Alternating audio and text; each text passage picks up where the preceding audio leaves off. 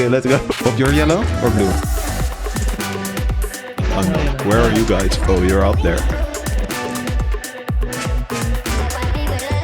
Hello. Oh no! No! Ah, I'm the winner. Okay, I also fell down.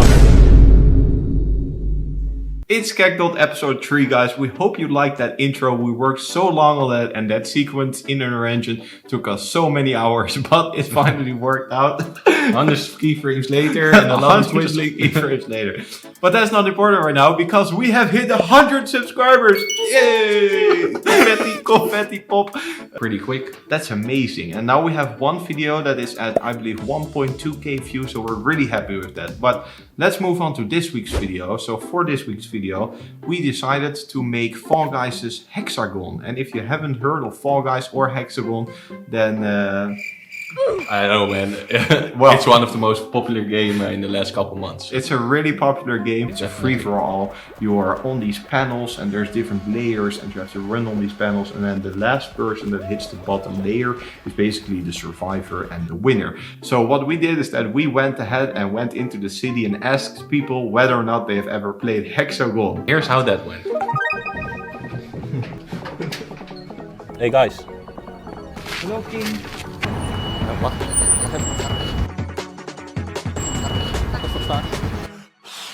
Have you ever played Hexagon? Have you ever played Hexagon? Have you ever played Hexagon? Have you ever played Hexagon? Guys, watch out. The ground is falling. Guys, watch out. The floor is falling. Watch out, sir. The ground is falling. Guys, watch out. Guys, watch out. The ground is falling. Guys, can I ask you a question? Have you ever played Hexagon? Sorry? Have you ever played Hexagon? Hexagon? Hexagon, the game? No. No? Okay, then I'll be gone. Girls, watch out. Watch out, the floor is falling. Watch out, girls. Oh, watch out, sir.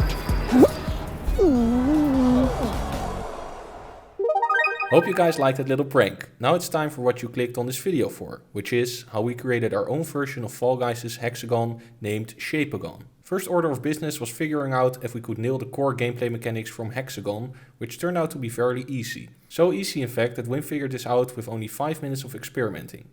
Let's look at how this went. So Wim and I are currently working on our Hexagon game, and we were just messing around with the pads that are supposed to disappear when you jump on them. Yeah, so basically, if you look at Hexagon, you see that as soon as you jump on the well, I guess it's called a hex, then the material starts to change to sort of an emissive color, as if it's gonna like explode or disappear. It's gonna pop away. Yeah, so just to test this out, what I made is that I made a quick actor, which is a hex, and it's not a hexagon shape, but it's just a cube with a collision box. And then I made a simple script that if an actor overlaps with this collision box, then we set the scalar parameter of a material. So the material that we use is this standard color material. We got some roughness on it, and then we got this parameter node, which has the parameter name emissive, and this is of the scalar parameter type. And then what I do in Blueprints is that I make a short little timeline, which I play from start whenever a component overlaps this hex, basically. Then if you open up the timeline, we have created a float track, which is lasts 0.4 seconds. And it's an auto flow track, so it's nice and smooth. and then it interpolates from basically the value of 0 to at 0.4 the value of 1 emissive. So this emissive state, default value will change from 0 to 1 in 0.4 seconds. And then once that is updated, completely updated, the actor automatically is destroyed. And if we test this out, let's make this bigger.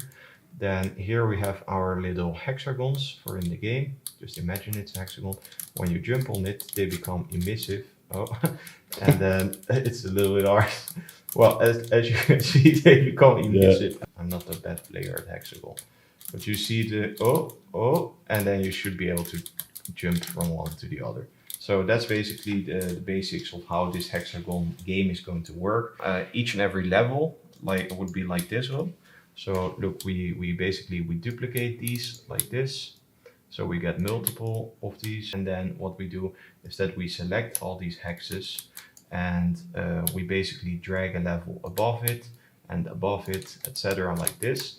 And then the player will start to fall down. So if we hit play now, we fall, and then we jump down, down, down, down, etc. Basically already have it. Then you're game over. So yeah, that's basically how it works. But we do need to replicate all of this because it has to work over the network. We need to make the actual 3D stuff, right, for the Hexagon game. Yeah, I'll get started on that. And I need to replicate everything so that once a hex is deleted, all the other hexes are deleted on every single client, right? And this is sync for multiplayer.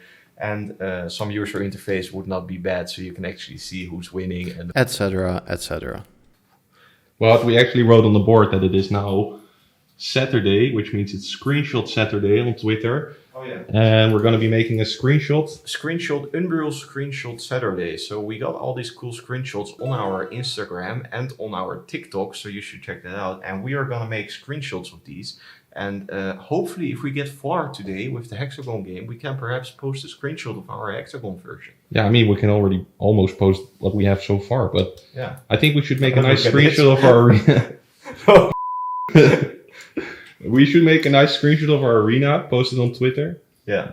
Because they told you should post it, right, on the Unreal Discord? Yeah, so I always follow these Unreal Live videos in which they cover all sorts of subjects and topics.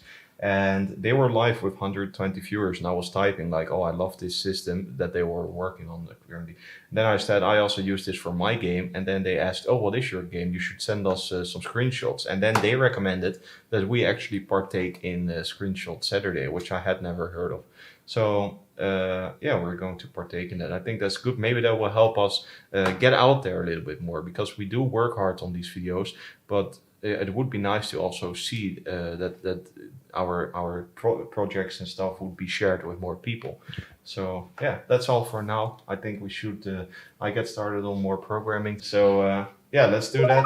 What we noticed from putting together the first Shape-a-gone pads is that 1, our character was really hard to control in the air, and 2, we did not have a jumping animation. So I went ahead and configured the character's air control settings, while Rob got started on creating our jumping animation. Let's switch back to Rob and hear how he did that. A jumping animation might seem that it is one complete animation, however it is actually split up into 3 states. State 1 is the jumping animation, which lifts the character off the ground. Now that the character is off the ground, we switch into state 2, which is the falling animation, and falling takes place as long as the character is in the air. Once the character hits the ground again, which means he's no longer in the air, he switches to the landing state, state 3, after which he goes back into idling.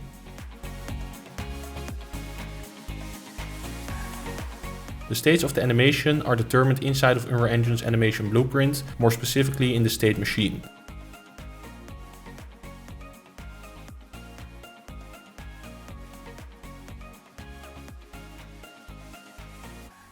Now back to you, Wim. After adding the new animations to the project, I noticed that the animations for jumping and falling were a bit too long.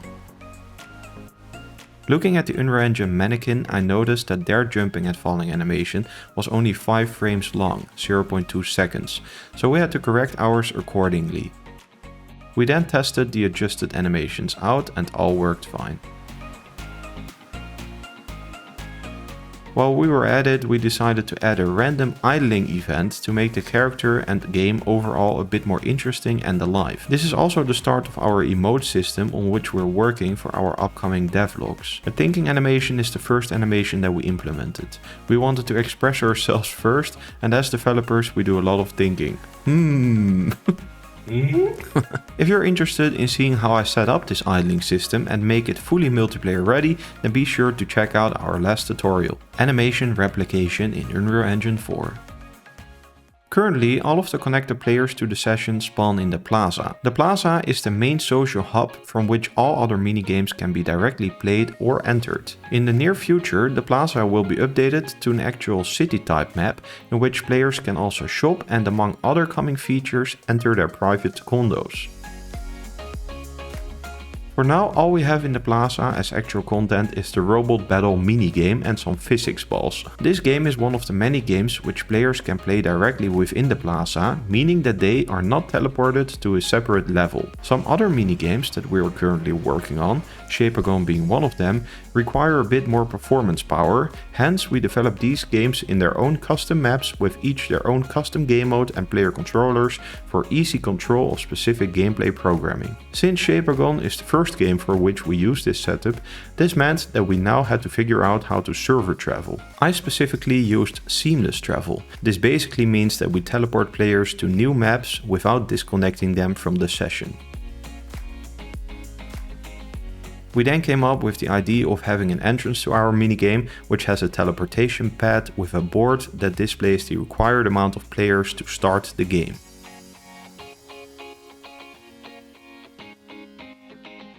In order for players to start a Hex-a-gone match, we use the following logic. When more than half of the connected players to the session are standing on the teleportation pad, the host of the session gets presented with a widget which asks him whether or not he wants to transfer the entire session to the new map. In the new map, we need to now spawn the connected players. We do this on our own spawning platform.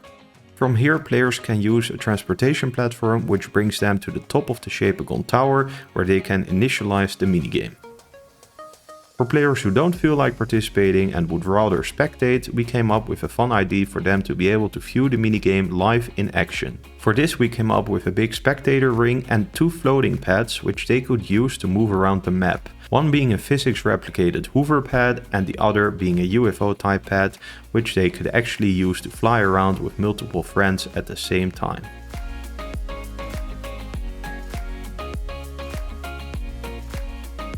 Or they could use it to rescue a friend that fell into the water. The players that have chosen to participate in the minigame can now use the game start button to start the countdown, after which the game starts. The logic here is as follows. As soon as one player jumps on the starting button, the game instantly initiates. This triggers a blocking volume around the Hex-a-gone towers so that spectators are not able to partake mid-game and so that all participants are now locked in. They survive to the death. Only one man standing in the end. And it starts a 5-second countdown. When the countdown reaches 0, the starting pad falls away and all participants now fall through the first collision layer, which I call the participant counter. This collision box basically keeps track of the amount of participants, which I later use to determine when the minigame has come to an end. Now with all participants playing, all there is left to do is wait till all but one player is left. What happens now in the bottom of the Hex-a-gone tower is that the so-called game over layer collision box counts the amount of players that have fallen through the final layer and failed the minigame. The logic for ending the game is as follows. When the amount of players that overlapped the game over collision box is equal to the amount of participants minus 1, we end the game and announce the winner. So to give you a simple example, if 10 people participate and 9 have fallen through the game over collision box, then 1 player is left, which means he or she is the winner. We now present all players connected to the session with the winner, and this sums up the game. All players now get teleported back to the plaza where they are free to replay or play any other game. So with all this being done, let's invite the friend and play. Okay, let's go on.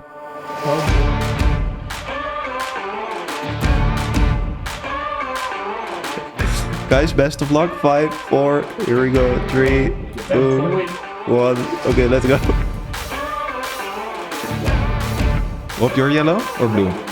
Oh my god, you guys leave me in a room. We called it Shapeable. Heel view. What a beauty. Dat jongens. Oh, oké. Bro. Hey Max. Oh boy. Hey Max. Oh no! No! Ah, I'm the winner. Okay.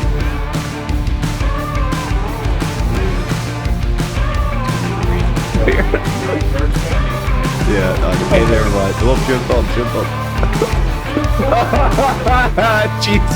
Guys, nice game. When I walk behind you like this. You know, Okay, here we go. Really? No, liar. I'm still up, but it's gonna be tight. So you lost? Look at this. Now I got an action. okay, good action. Holy moly, look how big the Hexagon is. Where's Max? Nou, daar komen we. Gaan we helemaal veranderen naar.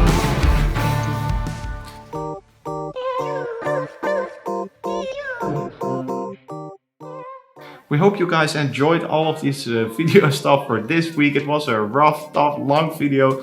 A lot of work went into this video, and we would appreciate it if you subscribe. That helps us out a lot. So I think in the end we very much realized our goals and we made the game that we envisioned, which you drew out. And I think, well, I hope you guys liked this video. It was very fun to make. It took a little bit longer than we expected. Yeah, but we love the result and we're gonna keep going on the same flow. So every single week we're adding one single part to this game or experience. So yeah, that's it. That sums it up. Thanks again for all the new subscribers. Yes, we love you guys. really It's great. Appreciate it and see you in the next video. Cool Bye. outro.